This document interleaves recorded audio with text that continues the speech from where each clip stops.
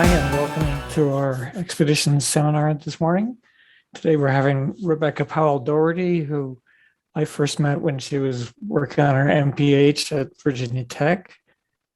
We collaborated on a study of the Roma population in Romania and how the population network might contribute to the spread of diseases. Since then, she's gotten a PhD in interdisciplinary biology at UNC Charlotte, and she's now a senior research fellow in the Antigen discovery group at the University of Oxford.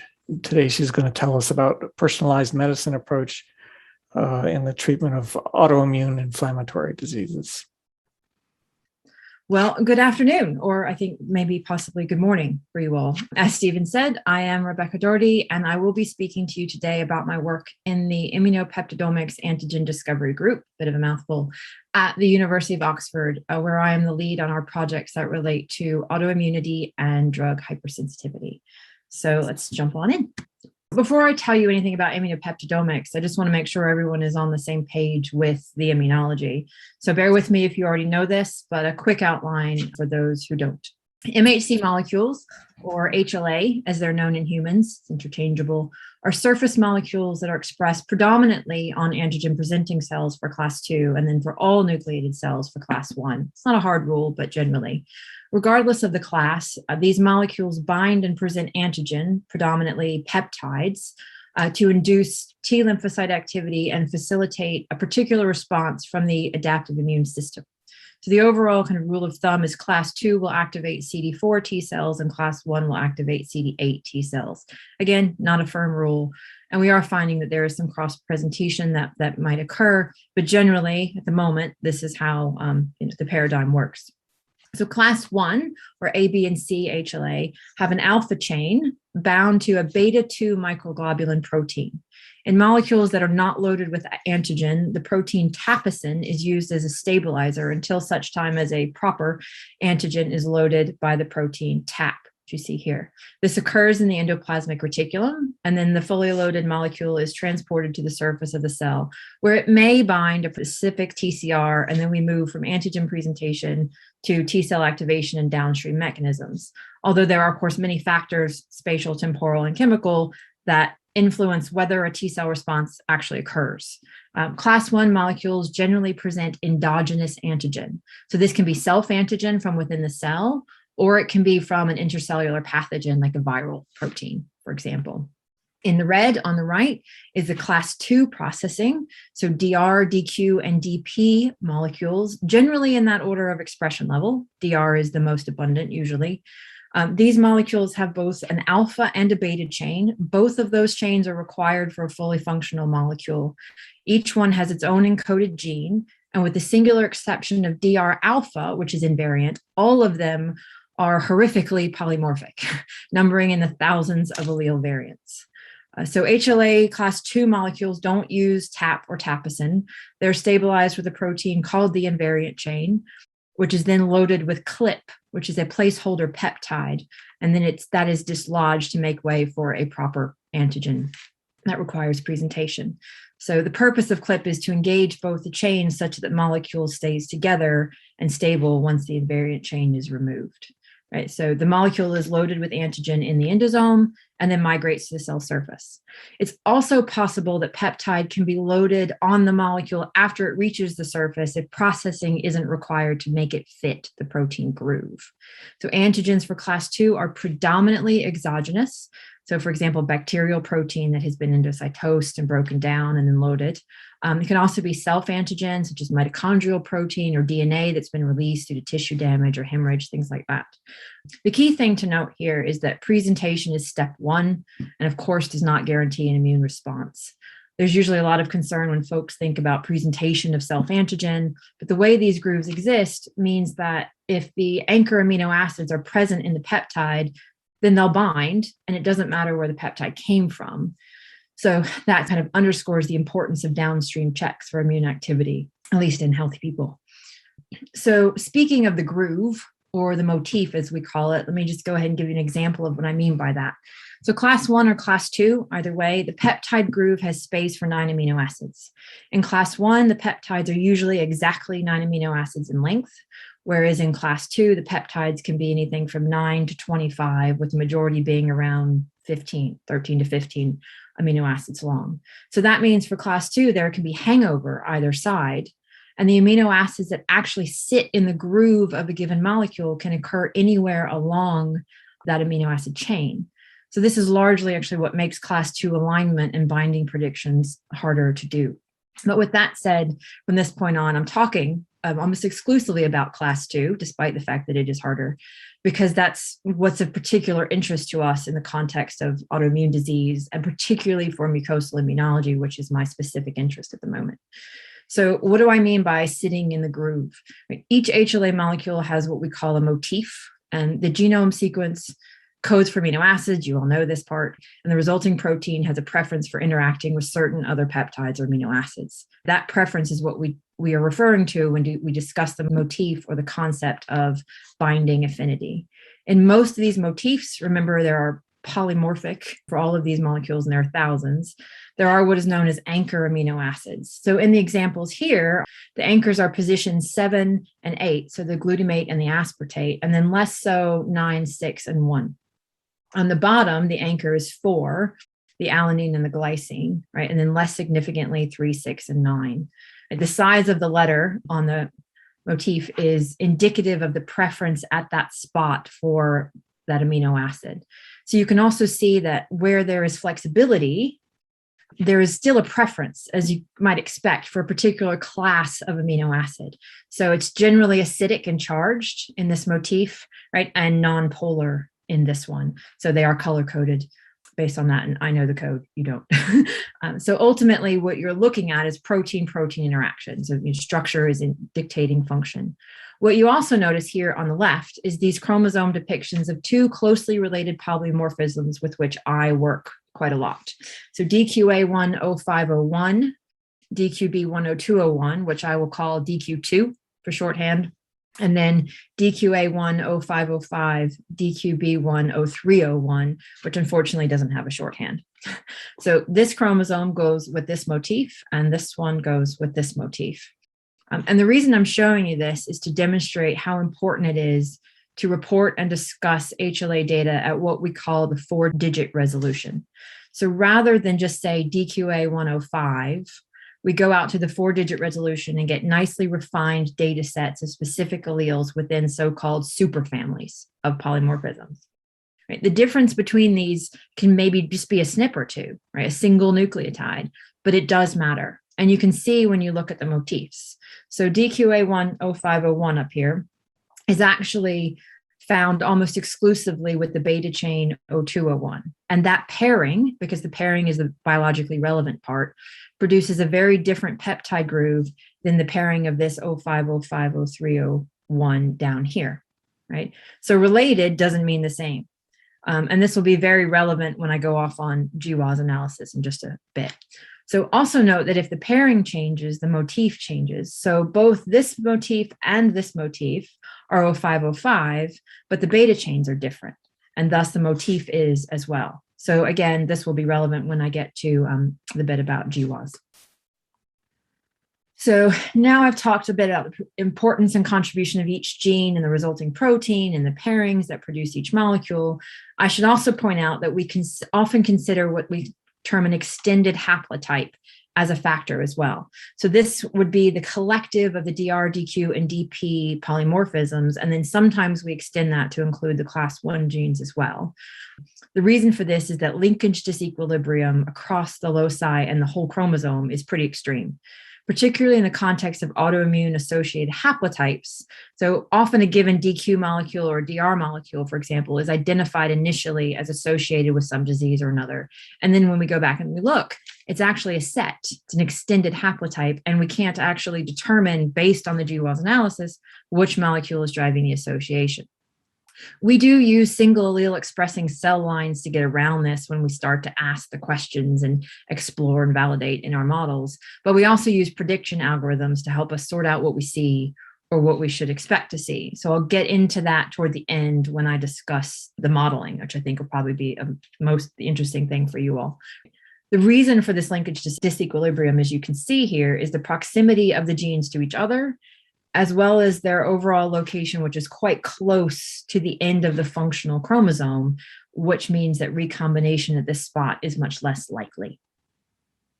So that's the ins and outs of HLA molecules, the basics. Let's move into some specific applications for our interest in these molecules, and then how we use mass spectrometry for antigen discovery and what I mean by that. So my current focus is inflammatory bowel disease, IBD, which includes Crohn's disease and ulcerative colitis, affecting approximately 1% of the populations, at least in Europe and North America. The prevalence is increasing elsewhere, but those are the hot spots. The overall cost of IBD is about $20 billion a year in the US alone. The introduction of biological therapies, so specifically anti-tumor necrosis factor antibodies, so TNF is a cytokine, inflammatory cytokine, is the first of this drug class, has dramatically improved outcomes in recent years. And the use of the monoclonal antibodies infliximab and adalimumab, which may be better known to you as Remicade and Humira, is really widespread, particularly with the addition of the generic options that have recently come available. But with increased usage, these drugs have started to run into what I've kind of called the immunogenicity problem, wherein the efficacy of the drug actually wanes over time because the patient starts to develop antibodies against the drug itself. This actually occurs in somewhere between 24 to 46% of patients in the first year of treatment, forcing them off the drug into another option. And then after that, it's about 15 to 20% of the remaining patient pool. If they can kind of make it through the first 18 months, generally it's okay, but that's not a firm rule. So both infliximab and adalimumab, both the originators and then now the new generics, are facing this issue. But the prevalence of the problem is different for each drug. So the drugs do differ a little bit. Infliximab is a mouse-human chimeric antibody, and adalimumab is fully humanized. And that may in part contribute to some of the differences we see with immunogenicity. But a recent GWAS has implicated specific HLA haplotypes as what they have termed potentially causal for this problem.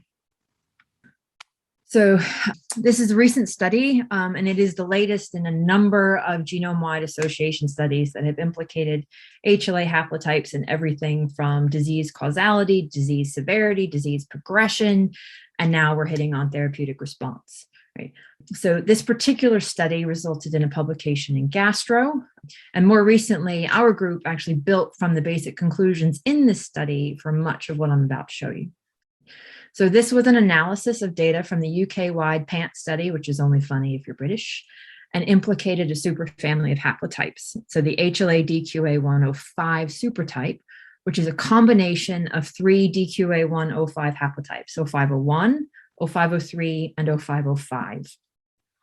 The study concluded that there was actually genetic evidence for potential causal link between the DQA105 supertype and the development of anti-TNF immunogenicity.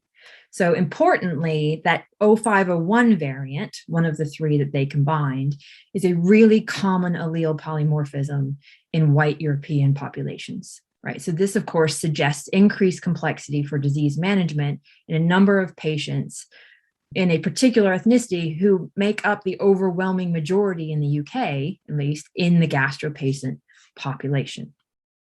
Using this study as a starting point and combining it with what we know about HLA biology and function, we decided we were going to take a closer look, kind of keeping in mind what I outlined for you just a second ago about that 4-digit resolution issue.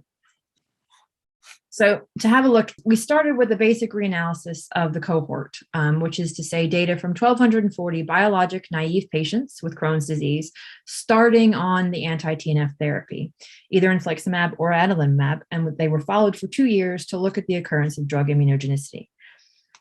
We looked at the 4-digit resolution level, so we broke out the 3 variants rather than keeping the superfamily.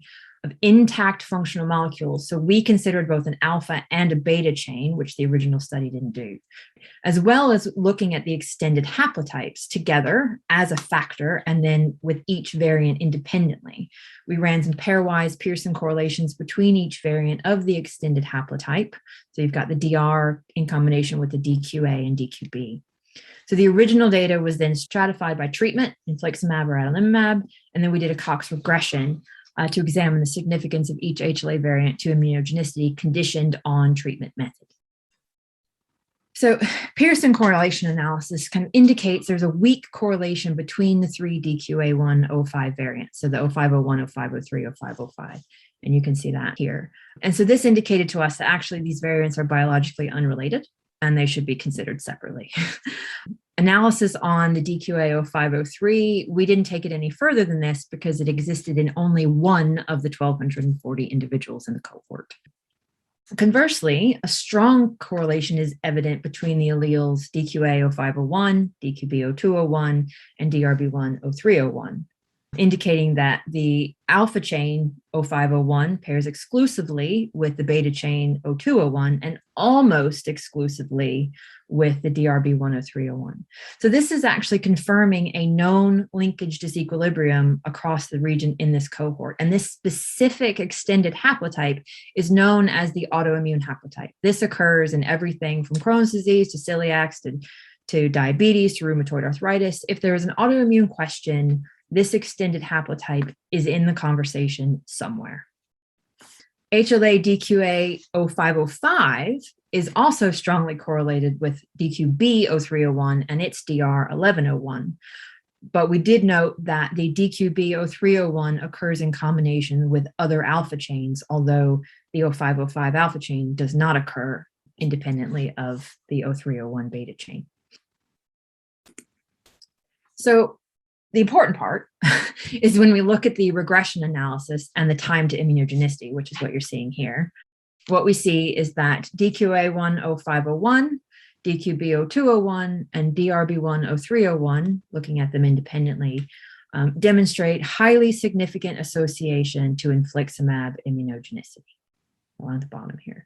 And so the hazard ratio for all of these is 2 or greater than 2.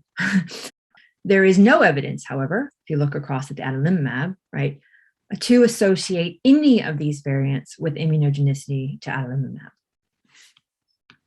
So then we did the same thing and we looked at DQA10501, DQB10301, DRB11101. I do apologize for the numerical soup. But they are all significantly associated with the development of adalimumab immunogenicity, and much less strongly, but still significant, infliximab immunogenicity. So there is very clearly a difference between the variants within each extended haplotype in terms of the drug. And finally, and I haven't actually shown this separately because it's a bit cheeky that we did it, but we did observe additional associations of immunogenicity for each drug in the variant of the DRB1 gene. So DRB10301 and DRB11101 had kind of higher levels of immunogenicity for each drug than the DQA and DQB. But again, remember, in this particular cohort, they can't actually be treated separately. So we decided that we would not draw any conclusions from that observation. And that's why I didn't actually show it separately. So the conclusions of these data and this part of the presentation is that the DQ2 extended haplotype is significantly associated with infliximab immunogenicity, but not adalimumab, whilst the other extended haplotype is significantly associated with both adalimumab and infliximab, but not to the same degree.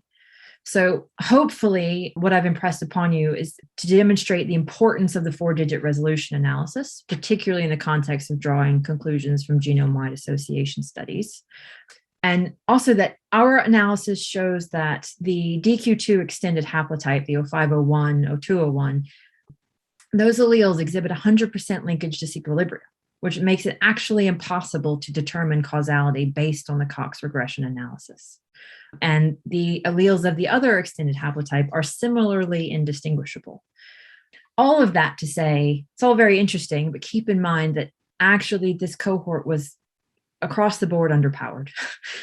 So all of this needs validation in a properly powered cohort, which neither the original investigators nor us yet have access to. We're working on that, but it will take some time to get all those patients together. They were underpowered and thus used a 2D resolution to group the alleles together and get around that. And our general argument is actually that grouping is biologically inappropriate. That's a bit of context and some computational analysis for you. But when I talk about biological appropriateness, how do we actually look at that and make that determination for, down the line? So that's actually where the mass spectrometer comes in. And this is pretty much the same, the bits that I'm about to show you, regardless of the application. We use similar workflows for cancer antigen discovery, some basic changes to the elution gradient based on anticipated size of the peptides. We use the same workflow for our diabetes work. And we actually use the same workflow across multiple species, right? Our lab works with human, bovine, and chicken samples at the minute. And the protocols don't really differ other than the antibodies that we use for the IPs. So in general, the way that we like to do it is to either culture a cell line. EBV transformed B cells are fantastic because they can be both patient samples and cell lines, but we do have a number of others. Or we chop up a tumor. Either way, once the cells, which if we take a cell line, are sufficiently grown, you need about 10 to the 9th per sample for really robust investigation. We pulse them with a protein if there is one in which we're interested. So I use the anti-TNF drugs. And then we just collect them and we pellet them. And then we do an immunoprecipitation with an HLA-specific antibody. We grow our own antibodies, and we have DR, DQ, DP. We have a pan class 2 that collects them all, and we have all the class 1 antibodies as well. So the IP isolates the HLA peptide complex, and then we do an acid elution to get the complexes off the antibody beads. And we clean that up via HPLC. It's a size-dependent gradient, so we separate the HLA molecule from the peptides, right? The smaller stuff comes off first. And if there's something produces a sizable peak in your HPLC chromatogram, you don't want it. So we exclude those fractions. Everything else is pooled, dried, and resuspended in a very small volume of buffer for LC tandem mass spectrometry. So LC is liquid chromatography. So we're still separating peptides with a gradient. Going through the mass spec, it's tandem because we have 2 points of separation. The sample goes into the mass spec, undergoes ionization, ion spray, wherein the peptides are charged and then separated based on the mass to charge ratio. Then those precursor ions are fragmented and further separated, again with mass to charge ratio, which ultimately produces the product ion and the spectra that we use to make IDs. So in the context of the anti-TNF biologic project that I work on, I've actually modified this a little bit. And this is to account for the fact that peripheral blood mononucleocytes are hard to get in large numbers. And so I didn't have enough to do an immunoprecipitation. So I did an acid elution. Rather than pellet the cells, do an IP, and then elute, I just eluted straight from the cells in culture. The data from these are usually a lot messier, but it enables us to get preliminary data whilst we make single allele expressing cell lines or buy homozygous samples or something like that, or we can get the robust amount of material that we need. But for us, it's really best to see antigen presentation in a biologically relevant sample from a patient if we can, and then we go off and try to validate what we've seen in our models. So I used monocyte-derived dendritic cells from PBMC volunteer isolates. So I used that DQ2 haplotype, and I used the DQ05 haplotype, and then I used a couple of unrelated control haplotypes. And again, I pulsed those in culture with the anti-TNF drugs. I did the acid solution to get the peptides off. I also skipped the HPLC, and I used a set pack column to clean up the samples. It's the same idea because it still uses an acetonitrile gradient, but it ensures that small amounts of material are not lost the way that they often can be in the HPLC.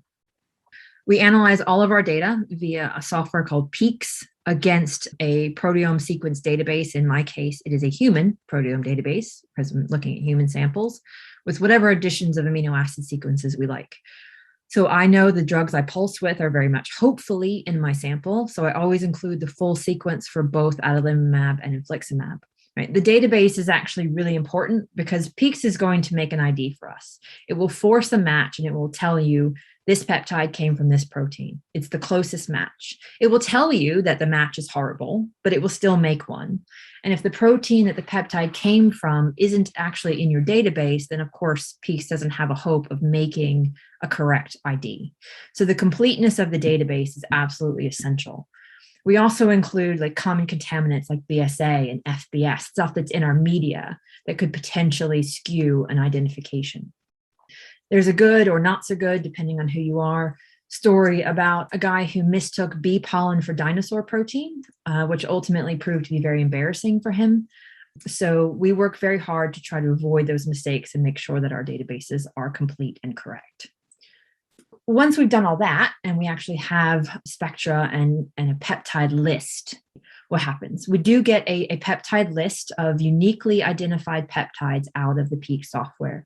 If we've done it well, this can be in the thousands, right?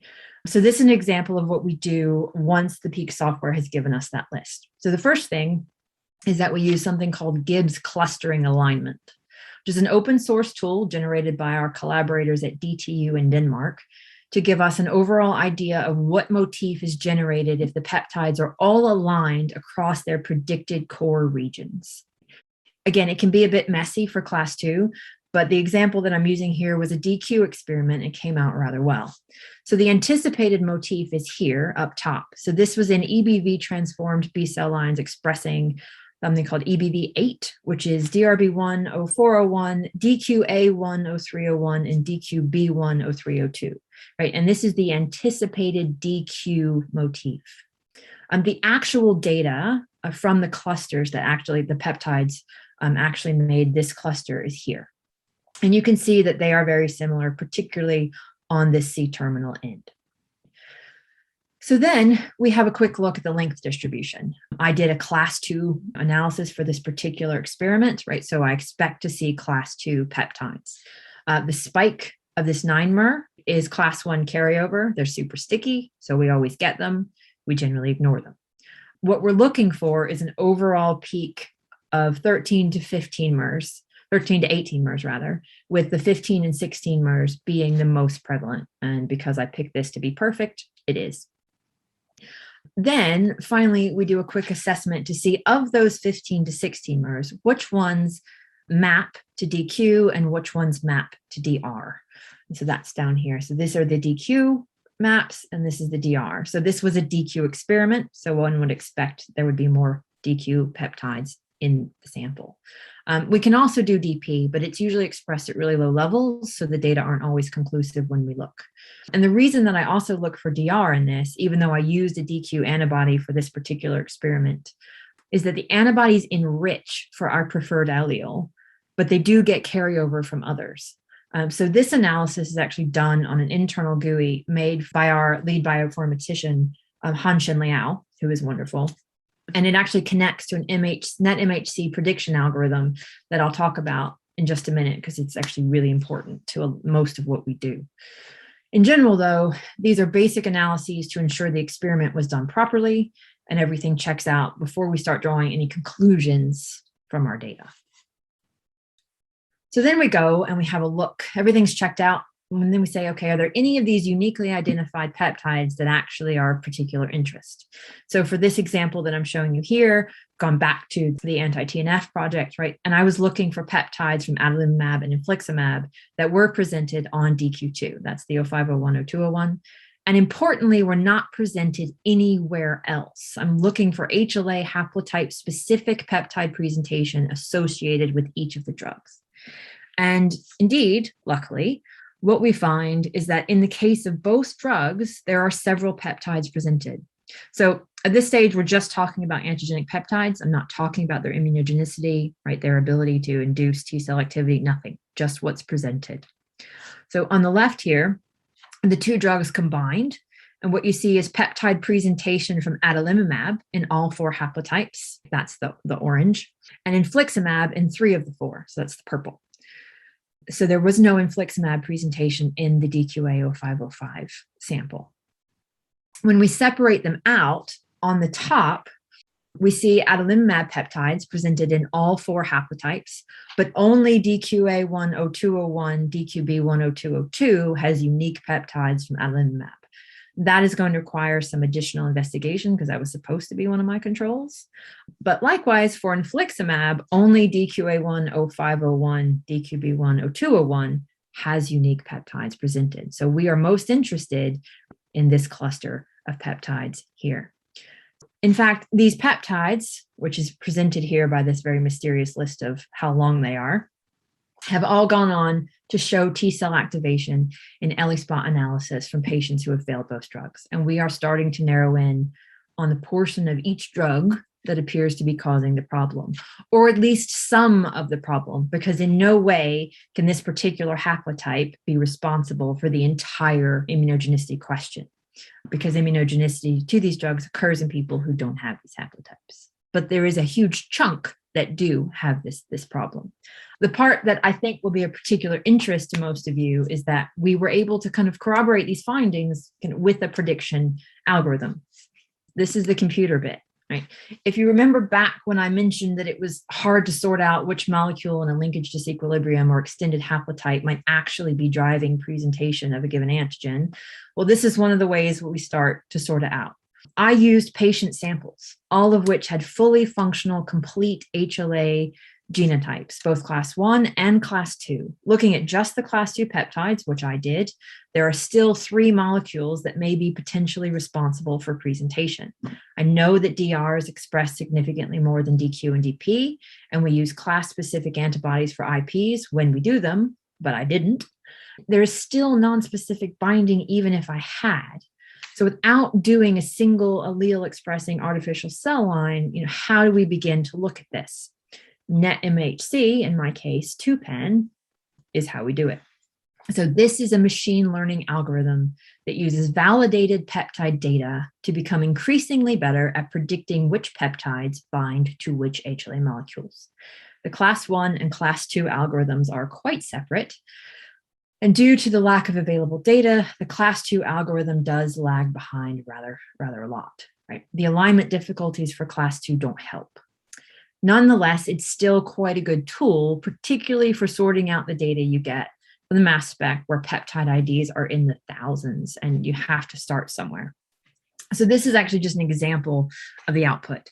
The website, it's open source. You can go, you can have a look, you can use it, you can play. I want to know the likely binding of this list of peptides here, which I've just chosen as a nested set, right? So it's just longer and longer versions of essentially the same thing. And I want to know the likely binding affinity to DQA 05010201 or 05050301, right? So the key elements here are MHC, peptide, right? Again, often this list can be in the thousands. The core, which indicates which amino acids are most likely to actually fit the specific MHC motif. And then the core rel indicates the reliability of the chosen core being the actual core, how certain it is that this is the core that actually binds. The score EL is the eluded ligand prediction score, and the percent rank EL is the percentile rank of that score. Both of those are as compared to actual experimentally identified eluded ligands, right? So the number of peptides in this database is constantly growing, which is great. People add to it, but at the moment for class 2, it's somewhere in the ballpark of 200,000 peptides. The score BA toward the end and the percent rank BA gives a predicted binding affinity compared to a set of 100,000 random peptides. So these are actually really important in the context of specific alleles and polymorphisms that maybe don't have a lot of validated elution data. They're newly identified, they're rare, things like that. So finally, if the rank EL, the EL score is sufficiently low, lower meaning there's an increased affinity for binding, the program will indicate a peptide as either a weak binder at 5% or better or strong binder at 1%. And the threshold for what is a strong and weak binder can be changed, and usually I make it more stringent. So what you can see in this example is that the same set of peptides has a much higher affinity for 05050301 than it does for the DQ2. So you can see these are quite high ranks, which is bad. These are quite low ranks, which is good, right? And you can see these are identified as weak binders, some of them approaching strong binding, and these are not even in the realm of binding affinity. So we use this modeling in a couple of ways, right? To corroborate what we see experimentally in single allele expressing lines, which then helps the algorithm improve, and to give us an estimate of what we might see if we give a particular protein to an antigen presenting cell, such as, an anti-TNF biologic treatment, for example. I can feed the entire sequence of a full-length protein into the algorithm, and it will tell me what it thinks the most likely peptides to result from processing and presentation will be, so long as I tell it which polymorphism I'm interested in. So because the class 2 predictions are a bit behind that of the class 1, we have some interest in taking this concept further to aid hypothesis generation. So mass spec runs are very expensive. And if there was a modeling tool, maybe, that would help us identify not only the most likely binders, but also the binders most likely to be immunogenic, it would be actually a really valuable resource in terms of both cost and time savings. There currently exist a number of models that explore downstream T cell activity, and there are a number of models and algorithms, you just looked at one, that look at binding affinity for peptide presentation. There's some murmurs of models starting to link the two, and there's a lab in Michigan who's kind of playing, but they're doing it in a general immunity sense rather than something that is disease specific or something that could even be made to be disease specific. And at present, there's nothing that actually exists and is in use or usable to merge the two ends of the mechanistic pathway. So with that in mind, alongside our experimental discovery and validation work, which is our expertise, I've got it in my head that I would like to develop precisely the tool that's missing and use it in a precision medicine kind of way that prioritizes personalized and specific hypothesis generation for each patient we see. So at least one of you has got an excellent start to this, right? So this is a paper from Dr. Eubank's group back in 2010. I think this is Catherine Wendelsdorf who did this work, looking specifically at IBD, fancy that. And it's a great model, right? But it doesn't account for antigen presentation or HLA specificity. But that doesn't mean it couldn't do that. It could certainly be updated to include that aspect. So how would we do that? My plan, vague though it is, would be to use NetMHC-2PAN to identify potential antigen binders based on individual patient allele expression. Just type our patients, and we know exactly what their haplotype is, and then using the candidates that are predicted based on binding affinity as the first component of a multi-scale mathematical model. Then we can generate a series of ordinary differential equations, I know, easier said than done, to describe antigen uptake and presentation of specific candidates basing the probability of presentation on the binding affinity, right? So we use binding affinity for KD instead of free energy. We can use free energy of the peptide if it's available, but it almost never is. And then we can generate a series of partial differential equations to describe this ever-changing cytokine milieu, right? So cytokine milieu and like the expression of cytokines and their interaction is incredibly variable. So this is actually where a personalized approach is essential because of that variability, especially in IBD folks who may or may not be having a flare, that sort of thing. And actually, that's true in all autoimmune folks. But the nice thing about the cytokines is that they're measurable. We can measure them at any point in the pipeline that we want to. BioPEX and Luminex technology, you can look at 50 or more cytokines in a single shot with a couple of mils of blood. It's shockingly simple. Then we can generate a few more partial differential equations, right, to describe specific cell-to-cell interactions, such as the antigen presenting cell with a given T cell. And then we incorporate into agent-based models and integrate with the previous outputs here, potentially with existing open source tools, right? So the tools for this may already be in use. And then you can incorporate all of those modeling steps into a tissue-specific model that gives a spatial component and compartmentalizes what's going on with this, which is what was done in this paper back in 2010. And this is the key that makes this disease specific. The compartments relevant to IBD, right, the lumen, the lamina propria, the lymph node, will be very different from those that are relevant to, for example, rheumatoid arthritis. But the mechanisms within the compartments are in many ways the same. So this is kind of an overall schematic of the workflow that we envision. Whilst mucosal immunology modeling will be my initial focus, we would actually like to expand this, if we can get it to work, to cover multiple autoimmune inflammatory diseases. And once it's properly validated with experimental evidence, can make it personalized to the individual patient, which is very much the way we actually largely analyze samples for cancer immunotherapy, right? We look at peptides expressed from, a tumor sample from a specific individual, right? Of course, this kind of imagined care isn't cheap, and it won't be, but it would be extraordinarily valuable, particularly for patients with complex disease or prolonged disease. A lot of these folks are facing the loss of their colon, the adoption of a colostomy bag, or something as extreme as a complete rectal reconstruction. These kinds of models that would provide an alternative or a potential alternative to some of those extreme surgical measures could actually move mountains for these kinds of folks. But as you might have guessed, we are immunologists. We are HLA and peptide presentation experts. We are not modelers in the sense of what will be required here. And we are certainly not mathematicians. We have a conceptual idea of what we need to do and how we want to do it. But the math will certainly be a challenge. So if anybody wants to collaborate on this, please be in touch. That's my pitch. And I think on that note, I am just about out of time. So I will end it there with a massive thanks to my colleagues and co-conspirators in the Oxford Antigen Discovery Group, our amazing PI, group leader, Nicola Turnett, Jack Satsengi, who is our clinical gastro expert at the TGU, Han Shen, who makes amazing data analysis GUIs and answers all my Python questions. Brian will know his pain, and all of my wonderful lab mates, but with particular thanks to Annalisa and Rob, who are absolute, mass spec rock stars. Thank you to Stephen for inviting me, and of course, the CCF for funding all of my work.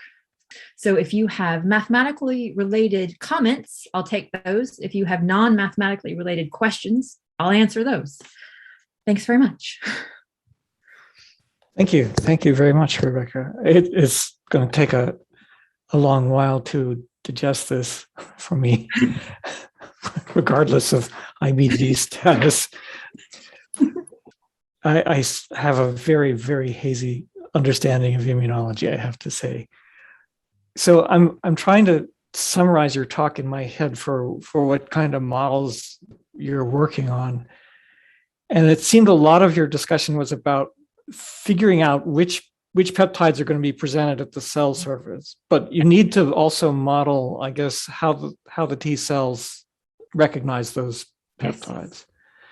And my question is that as well developed as the cell antigen presenting part? No, it's not.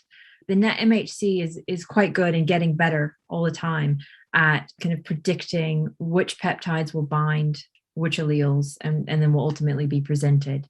Ultimately, the way that people are looking at the T cell activity and the interaction with an antigen presenting cell is a lot of T cell receptor sequencing, so single cell sequencing, which is, as you can imagine, quite expensive.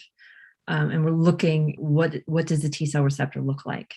There's some use of tetramers. So I have got some preliminary data that lets me look at, if I take a particular peptide, for example, and I attach it artificially to an MHC molecule, and then I can present that to isolated T cells from a patient, right? And so then I can determine what the T cell activity is based on tetramer binding.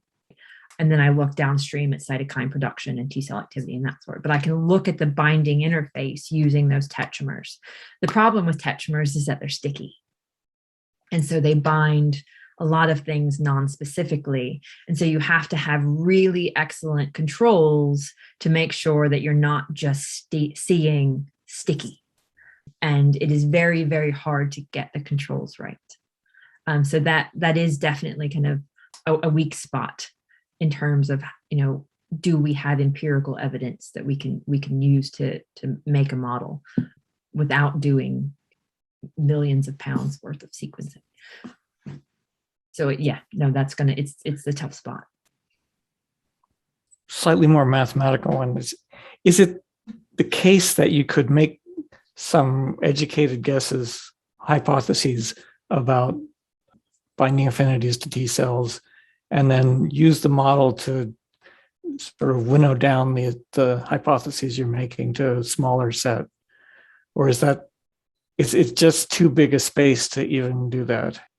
Could you hypothesize what might be happening and use a model, a simulation to come up with the implications of that and compare those against some phenomena that's easier to measure biologically? Or is it too large a space to be able to cover with a lot of different hypotheses? No, I think actually you can, particularly in the context of IBD, because disease is often quite localized. So you can have an entire small bowel that is unaffected entirely, right? And then you can have severe colonic disease. But that's actually why colonic resection is really useful, because you can literally, oftentimes, particularly for moderate disease, you just chop out the problem and then sew it back together. And so you can certainly kind of narrow in on what's potentially happening at a specific area. And we can make educated guesses, and generate hypotheses about what might be going on. And that's ultimately what we do. We look at C-reactive protein, which is indicative of inflammation systemically, but then we also do biopsies and things like that. And we always see that there are very, very concentrated areas of inflammatory response and T cell kind of crowding in a certain place in the gut when there's a flare-up. So you don't have to deal with all 6 meters of bowel or anything like that. It really is quite geographically concentrated in most instances. So you could guess, and it would be okay, I think. So I shouldn't take all the time. Others with questions, feel free to speak up or put them in the chat. And if not, then I also had a question about, mostly you were looking for little bits and pieces of these two drugs that I would never be able to pronounce, appearing in the HLA bound to it. How would you go about looking at autoimmune diseases? Do you look for pieces of the immune system itself that are being presented, or what? So it depends. For example, take diabetes, right? We look for insulin presentation. That's a simplified answer, but ultimately, if there is a particular pathway, insulin production, that is causing the problem, like it does in diabetes, then the obvious target is that pathway, proteins from that pathway or products of that pathway. So insulin, is very much kind of a target in diabetes work. For IBD, it's a little bit more complicated, but the methodology is not complicated. It's just how you interpret your data, because ultimately there are all sorts of people who will tell you that they know what causes IBD, and they are all lying, because we don't, right? There's a million different factors. It is a very much multifactorial disease, and there are as many causes of IBD as there are people who have it. Because it's a combination of things. There's, this HLA association, potentially environmental factors, and inherited epigenetics and all sorts of things. But ultimately, what we look for is, I take a portion of diseased bowel and I take a portion of healthy bowel, and I just elute peptide, and I do a comparative analysis. What shows up in the diseased bowel that doesn't show up in the controlled bowel, and where did those unique peptides come from? And that's where we start. And it can be self-antigen, right? There might be some sort of enhanced pathway. Usually I see a lot of kind of partial cytokines and inflammatory markers and things, which is what you would expect during a flare-up. Some people look at the microbiome. They may anticipate that they're going to see a particular bacterial species crop up. There's all sorts of investigations into elucidating the microbiome and then doing a comparative analysis between healthy people and diseased folks. Ultimately, the key to that really is making sure that the control you've got is the same patient, because microbiome varies from person to person.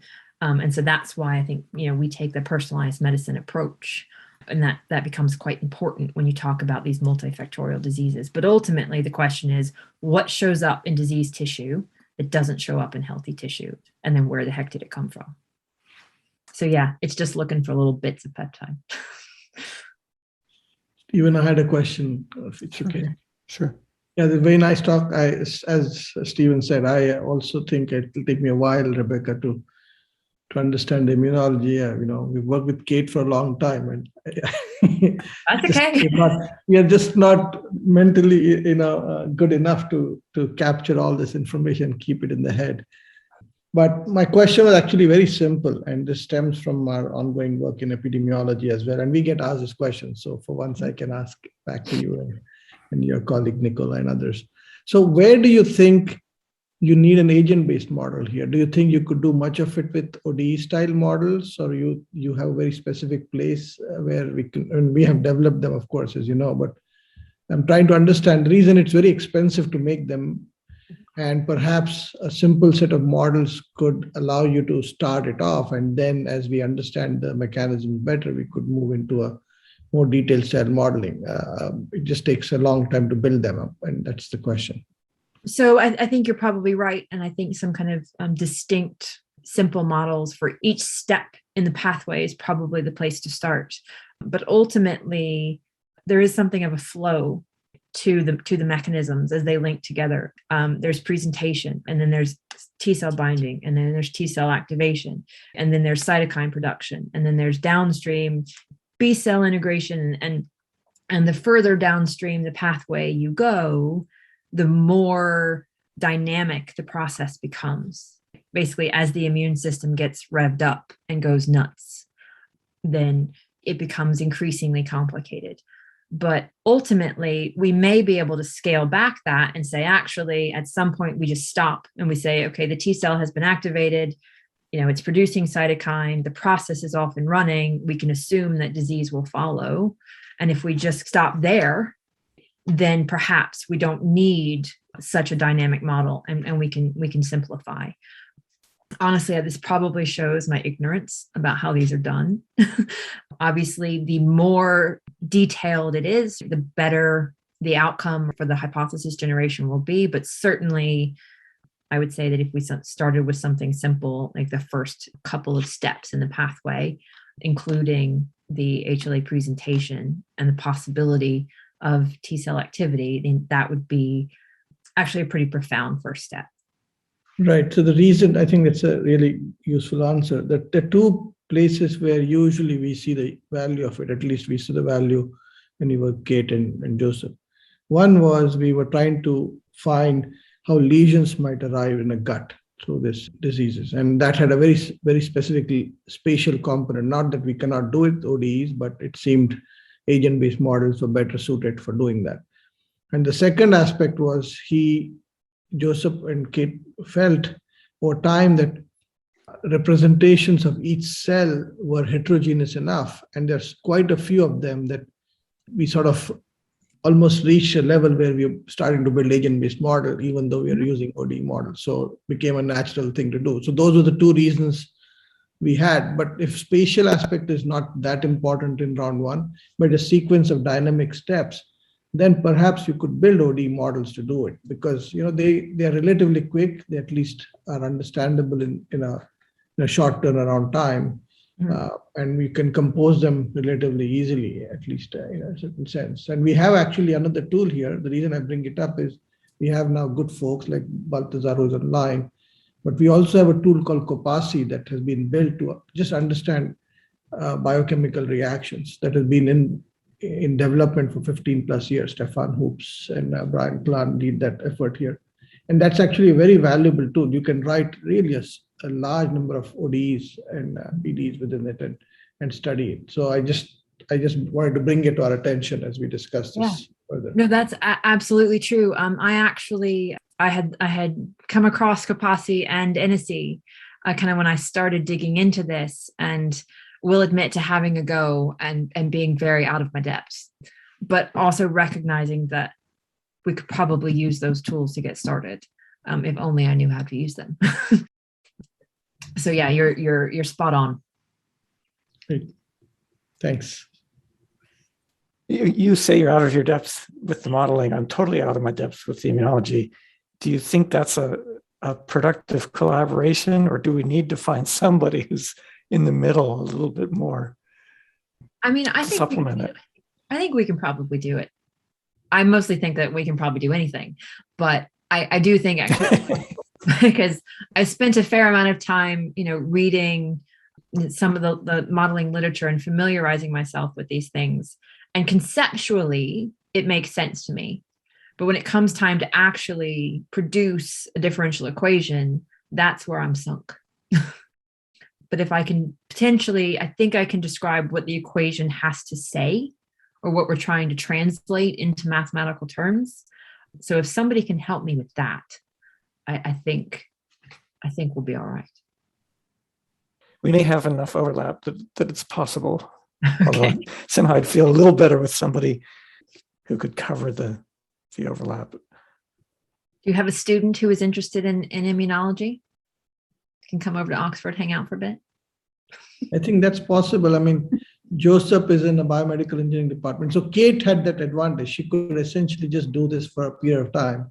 Mm-hmm. None of us could afford to spend, that intense level of time for can't even keep up for 2 hours on a single problem anymore.